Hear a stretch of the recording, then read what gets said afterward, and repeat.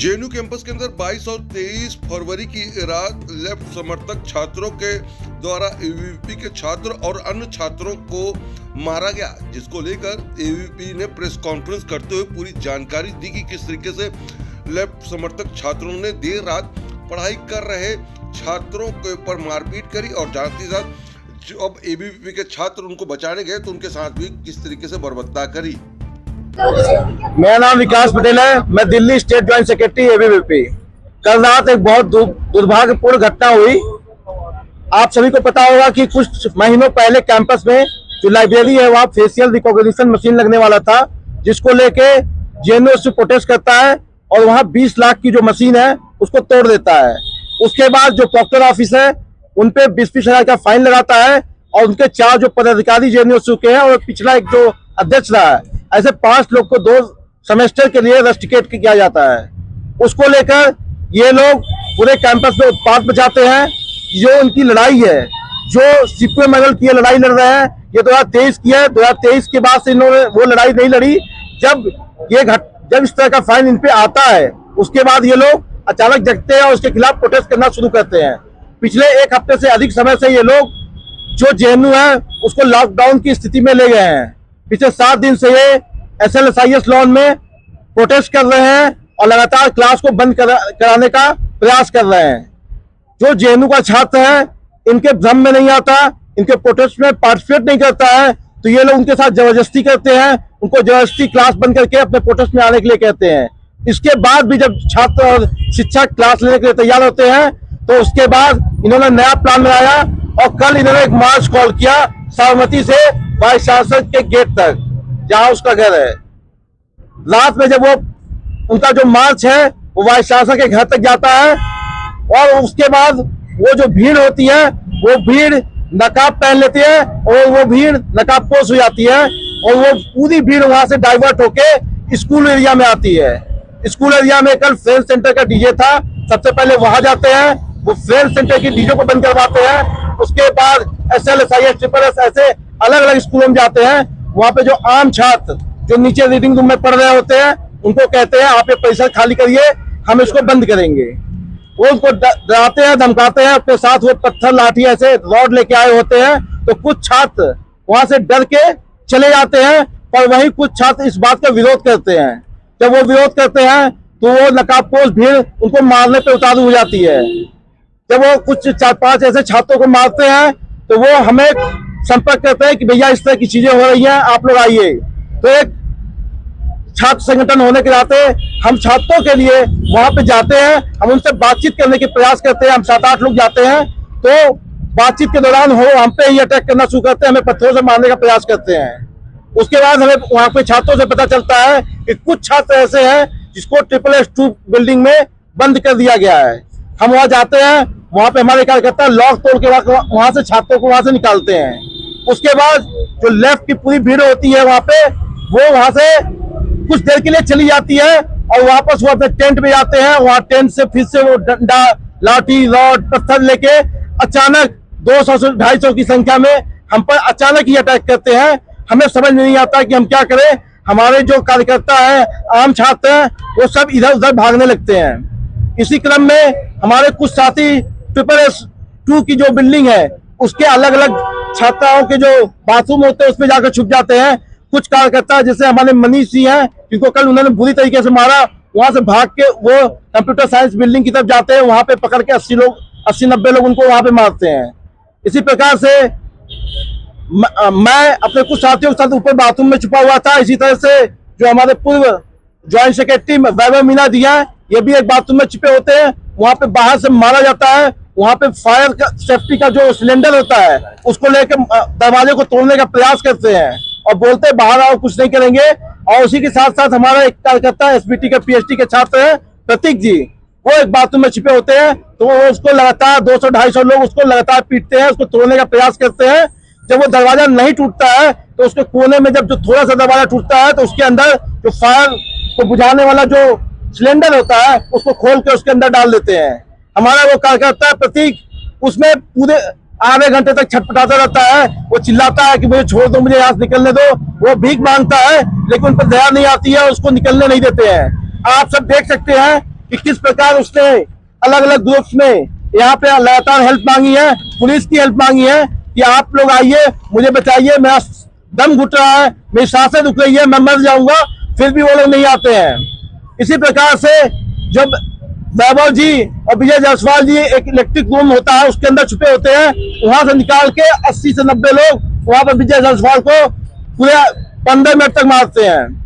इस तरह की लगातार घटनाएं होती हैं और जो हमारे अन्य कार्यकर्ता होते हैं उनको कैंपसेस में दौड़ा दौड़ा के मारा जाता है। हमारी जो छात्र कार्यकर्ताएं होती हैं उनको धमकी दिया जाता है।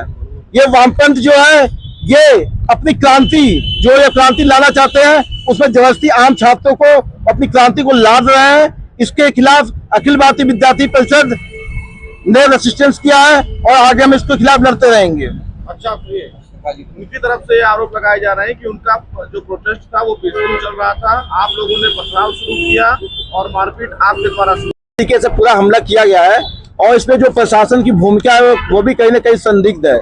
आप देखेंगे किस प्रकार से जो जेएनयू प्रशासन है इनको 2 सेमेस्टर के लिए रेस्ट्रिकेट किया है, फिर भी ये कैंपस में है और इस तरह के लगातार आंदोलन कर रहे हैं और जो प्रशासन इनकी मांग को नहीं मान रहा है तो इस तरह का वो अटेम्प्ट ले रहे हैं कि जो प्रशासन और प्रेशर में आके इनकी मांगों को माने।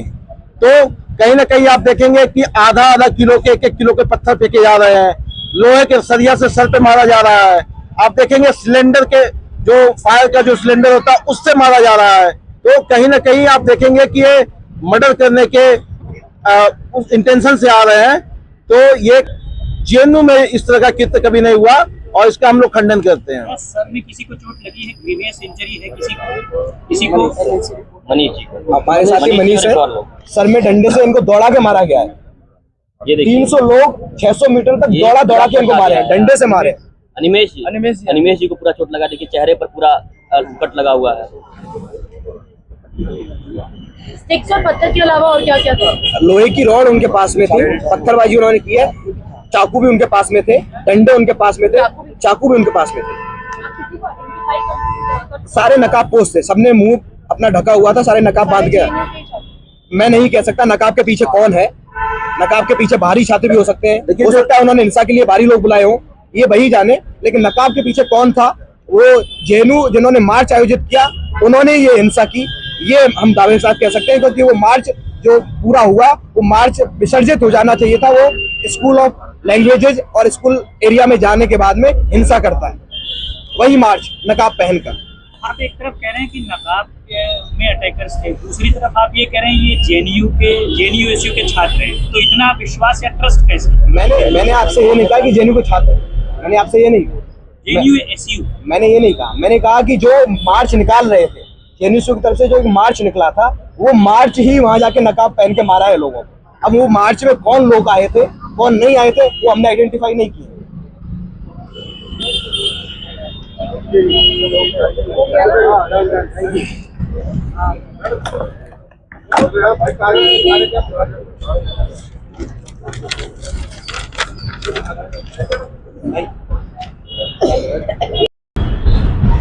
ये नकाबपोश भीड़ है जो डंडे लेके पथराव करती है। जो छात्र अपने स्टडी रूम्स में पढ़ रहे थे, उन स्कूल्स में सब में ग्राउंड फ्लोर पे रीडिंग रूम है, वो लोग वहाँ लॉक करने के लिए पहुंचते हैं। जो छात्र पूरी रात वहाँ बैठ के पढ़ते हैं वो लोग उनको मना करते हैं, तो उनको बोलते हैं आपकी पढ़ाई हो गई, आप यहाँ से जाइए, हम इसको लॉक करेंगे। मना करने पर उन छात्रों को मारा जाता है। ये 400 की भीड़ उन एक एक छात्रों को चुन चुन के मारती है।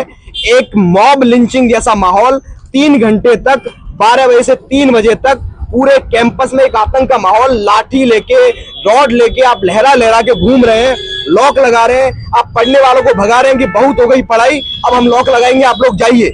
ये आतंक का माहौल इन नक्सली वामपंथी उत्पातियों ने यहाँ पे मचाया है।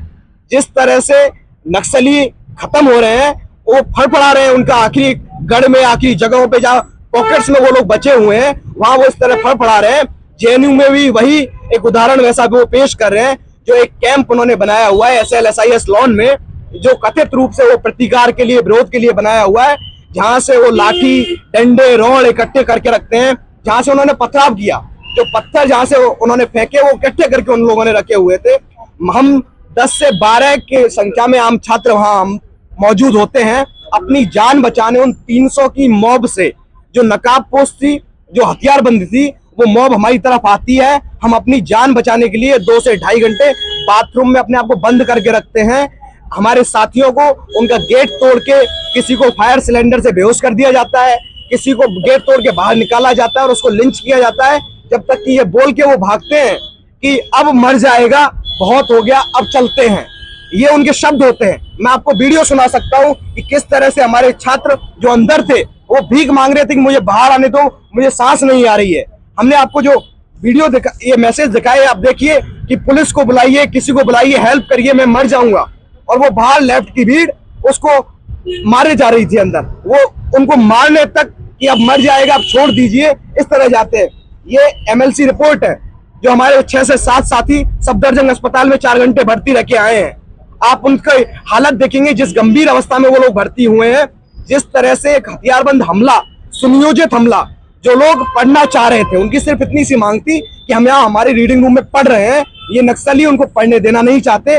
इनकी इच्छा है कि JNU को नक्सल कैंप में बदल दिया जाए, यहाँ आने वाला प्रत्येक विद्यार्थी को नक्सली और वामपंथी विचारधारा में शामिल कर दें, उनके साथ शामिल कर दें। अगर वो साथ शामिल नहीं होता है तो उसके ऊपर हमला किया जाए, उसको एक तरह से समाज से निकाल फेंका जाए, इस JNU के जो उन्होंने बनाया है कथित रूप से। हम इसका विरोध कर रहे थे, आम छात्र उसका विरोध कर रहे थे, उसके विरोध में यह आतंक उन्होंने पूरी रात मचाया है। छात्रों को मारा है, आम छात्रों को मारा है, सोशल साइंस के छात्रों, स्कूल और लैंग्वेज छात्रों, 7 से 8 छात्रों को गंभीर चोटें इस आतंक में आई हैं। लेफ्ट ये कह रहा है कि आप लोगों ने कोई जातिवाद टिप्पणी करी थी और किसी रिपोर्ट को लेकर भी आप हम वहां पर उपस्थिति नहीं थे। ये लोगों ने मार्च किया, मार्च करने के बाद जो मार्च संपूर्ण हो जाना चाहिए था, वो मार्च पूर्ण होने के बाद में स्कूल एरिया में पहुंचता है। एक एक करके प्रत्येक स्कूल को वहां बैठे हुए छात्रों को निकाल के बंद करना चालू करते हैं ये लोग। जब छात्र प्रतिकार करता है उसको ये मारना शुरू करते हैं। हमको उन छात्रों के प्रति जिनको मारा गया उनसे सूचना मिलती है कि भैया हमको मारा जा रहा है, इस जगह पे आप लोग आइए। हम लोग वहां पहुंचते हैं, हम उसका विरोध करते हैं, हम पुलिस को बुलाते हैं, पुलिस आती भी है, लेकिन पुलिस कुछ नहीं करती, सिर्फ मूक दर्शक बने देखती रहती है। दिल्ली पुलिस, JNU की सिक्योरिटी पूरी भरी संख्या में वहां मौजूद थी, लेकिन किसी ने को बचाने का प्रयास नहीं किया। ये लेफ्ट की पूरी मॉब मारती रही, घूमती रही, ढूंढ ढूंढ के, नाम ले लेके, पुकार के, गेट तोड़ के निकाल के मारती रही। मैं आपको वीडियो दिखा रहा हूँ। आप फॉर्मल कंप्लेंट फाइल करेंगे क्या पुलिस पर? आपने करी है? आपने फॉर्मल कंप्लेंट करी है? ये वीडियो देखिए, पथराव का वीडियो, जो पथराव कर रहे हैं, माइक के पास जो पथराव का वीडियो है। फॉर्मल कंप्लेंट करेंगे? बिल्कुल, हमारे पास MLC रिपोर्ट। मेरा नाम मयंक पांचाल है, मैं ABVP JNU इकाई अध्यक्ष हूँ। रात में कल क्या घटना घटी है? रात की घटना ये है कि आप देख रहे हो कि कल लेफ्ट JNU SU की तरफ से ये कॉल था कि एक इक्वलिटी मार्च निकाल रहे थे टी पॉइंट से लेके VC गेट तक। तो वहां उस मार्च के जब वो मार्च वहां पर पहुंचता है और वहां पर से वापस आता है, फिर वही मार्च जो पहले चेहरे दिखा के जा रहा है, वही मार्च में जो लोग वापस लौट रहे, फिर एक नकाबपोशी लोग ले जाते हैं। आप देख रहे कि वही भीड़ जो है फिर अचानक जो है स्कूलों के अंदर घुस जाती है और ये भीड़ तो 10, 20, 30 लोगों की भीड़ लेती है, 400-500 लोगों की भीड़ थी और वो भीड़ अपनी जेबों में ताला लेके आई थी। और वो हर जहां स्टूडेंट पढ़ रहा था, एक आम छात्र पढ़ रहा था JNU में, तो वहां वो लोग जो है ताला लगाना शुरू कर देते हैं। कल आज ही का दिन है, आज ही कई सारे सेंटरों के अंदर एग्जाम होने वाले थे, तो इन लोगों ने छात्रों के भविष्य के साथ खिलवाड़ करते हुए कल रात में जो है वहां पर जो है ताले लगाना शुरू कर दिए और पूरा JNU जो है लॉकडाउन करने की पूरी प्लानिंग के साथ वो लोग एक नकाब के अंदर आए थे। और फिर उन्होंने क्या किया, जिन स्टूडेंटों ने जब वो रास्ते बंद कर रहे थे, दरवाजे बंद कर रहे थे, उनको जो है रजिस्ट करने का काम किया, तो उनको जो है उन्होंने मारना शुरू किया, उनके मोबाइल स्नैच करना शुरू किए। और जो लोग उसका विरोध करने में सक्षम थे और विरोध कर रहे थे, तो उनको जो है उन्होंने जिस तरह से पीटना शुरू किया। एक हमारे छात्र यहीं पर खड़े हैं, उनको एक दरवाजे के अंदर जो है बंद, बाथरूम के अंदर बंद कर दिया। और ये भीड़ कैसी थी, आप ये देखिए कि भीड़ का इंटेंशन देखो कि वो दरवाजा तोड़ रही है। एक स्टूडेंट का दूसरे स्टूडेंट के प्रति भाव ये होना चाहिए कि अगर वो कोई मुश्किल में फंसा है तो उसको बचाया जाए, ना कि उसको जो है मारने दिया जाए। तो ये भीड़ जो थी वो JNU की भीड़ नहीं थी, ये JNU SU के द्वारा वो बुलाई की ऐसी भीड़ थी जो इंटेंशनली यही काम करने आई थी कि जो दिखे बस उनको मारो और जान से मार दो, वो इंटेंशन से आई थी। मैं दूसरा एक विषय यहाँ पर ये पहलू रखना चाहता हूँ कि आप देखते हैं कि पूरी दुनिया के अंदर जहां पर भी सिक्योरिटी का नाम आता है कि सिक्योरिटी गार्ड का काम क्या होता है, तो बताया जाता है कि भी सुरक्षा करना और सुरक्षा देना। पर यहाँ जेएनयू की जो सिक्योरिटी गार्ड है ना, वो खाली बस देखती है।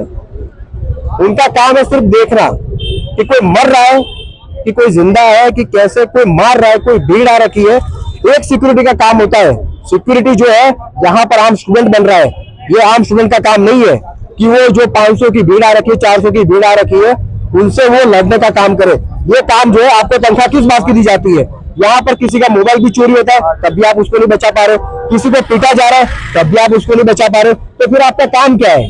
तो मेरे ख्याल से प्रशासन को एक काम यहाँ ये करना चाहिए कि जो इतना बड़ा बजट इन्होंने जो सिक्योरिटी गार्ड को दे रखा है ना, वो सबसे पहले बंद करवा दे और फिर बोल दे आम स्टूडेंटों को कि आपकी सुरक्षा की जिम्मेदारी जो है आप खुद स्वयं ही ले, और कह दे, ये अनाउंस कर दे पूरे भारत देश में, ताकि यहाँ पर वैसे ही यहाँ पर वामपंथियों ने इस यूनिवर्सिटी को बर्बाद कर रखा है और इस यूनिवर्सिटी को जो बदनाम कर रखा है। एक बात बताइए, 5 स्टूडेंट जो है वो उनको जो है 5 स्टूडेंट को रस्टिकेट किया गया है 2 सेमेस्टर के लिए, ठीक है। ये वैसा ही मुझे एक मामला मालूम पड़ता है कि 1975 में जब इंदिरा गांधी जो है वहां पर पूरे भारत देश के अंदर जो है वहां पर इमरजेंसी लगा देती है। और पता है इमरजेंसी का कारण क्या था? इमरजेंसी का कारण था कि उनकी जो मेंबर ऑफ पार्लियामेंट की जो सदस्यता थी ना, वो रद्द कर दी गई थी सुप्रीम कोर्ट के द्वारा, ठीक, वो सदस्यता रद्द कर दी गई।